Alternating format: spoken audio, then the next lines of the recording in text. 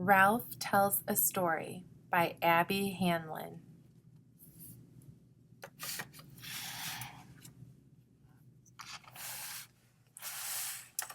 Ralph tells a story.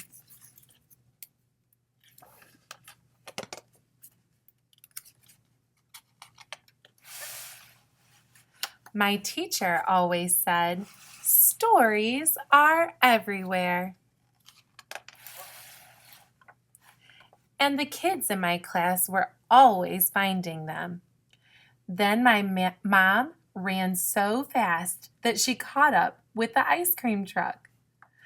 I ran down the hallway with underwear on my head. After that, I decided to hide my Halloween candy in my bed. The dentist forgot to give me a toothbrush. Yeah, stories. But every day at writing time, I thought really hard. I stared at my paper. I stared at the ceiling.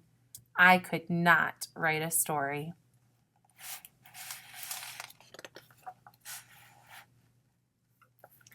Then Grandma gave me a cup of coffee and said, "Don't tell your mother." I have no story.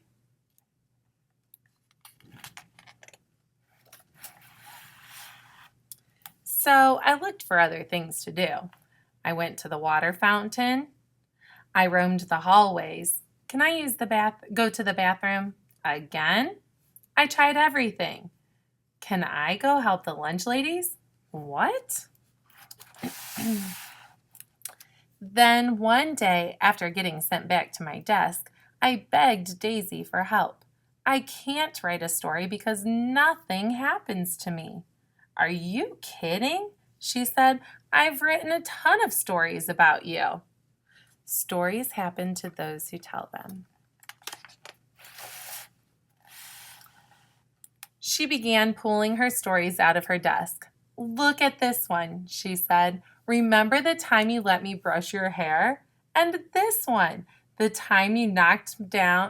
the time you knocked down all the crayons? Oh, and remember the time you painted your nails with a black marker?" I thought, I'll never be a great writer like Daisy. Then Daisy stapled all her stories together. Click, click. "Wow," she said, "this book is already 13 pages. Click, click. "Can I use the stapler?" I asked. I was really good at stapling. "But you have nothing to staple," said Daisy. "You have to find a story first. Just look around."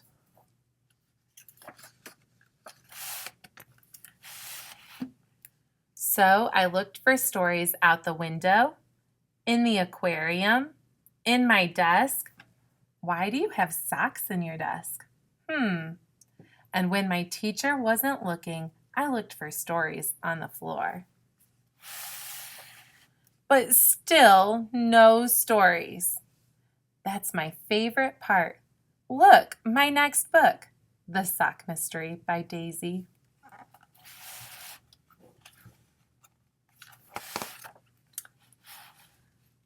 Lying under my desk reminded me of lying in the grass at the park. I closed my eyes and imagined I was at the park, just like that time a little inchworm crawled on my knee. The sun was shining right into my eyes. Squinting, I picked up the wiggly inchworm and looked at it close up. And that's when my teacher found me. "What's your story about?" she asked. I opened my eyes. I saw an inchworm." "Wonderful," she said. "I can't wait to read what you wrote." But there was no inchworm story. I sat down and tried to write about the inchworm, but right away I got stuck. "Do you know any inchworm stories?" I asked Daisy. She just rolled her eyes and kept on writing. And then my teacher said, "Writers, come to the rug. Time to share." "Ralph, why don't you go first?" said the teacher. I pretended that I had lost my paper. It didn't work. "He's sitting on it." I walked to the front of the rug. It took a long time. I held my paper against my chest so no one could see it. "I was at the park," I said. An inchworm crawled on my knee. It was quiet. My heart went thump, thump, thump, thump.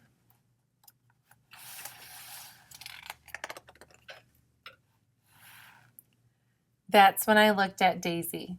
"Wow, really? Did it feel squishy, Ralphie? Did you take it home?" And then everybody started asking me questions. "Did your mom let you keep it? Did you touch it? Was it a baby? Was it a girl? Did it tickle? Did you name it?"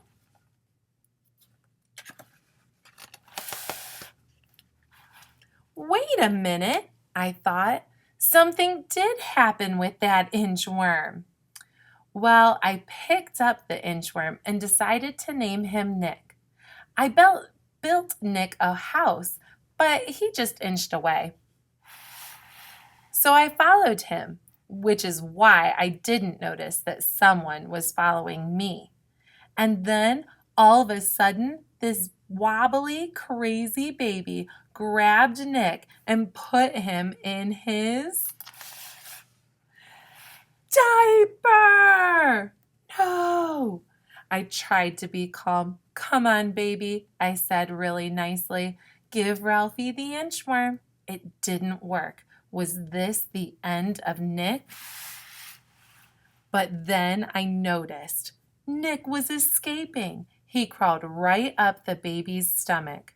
Quickly, I rescued Nick and ran, and we spent the rest of the afternoon doing nothing together. The end. Everybody clapped and cheered. "Show the picture, Ralph," someone said. "Wonderful, hooray! Yeah, Ralph." I wasn't embarrassed anymore, so I did. I was at the park. That was last year.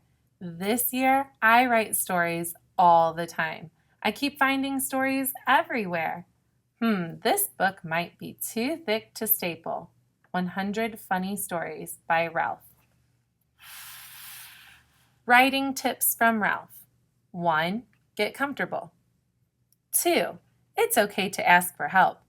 What was that funny thing I did again? 3. You can always write about what you had for breakfast. Yum. 4. Eat lots of chocolate.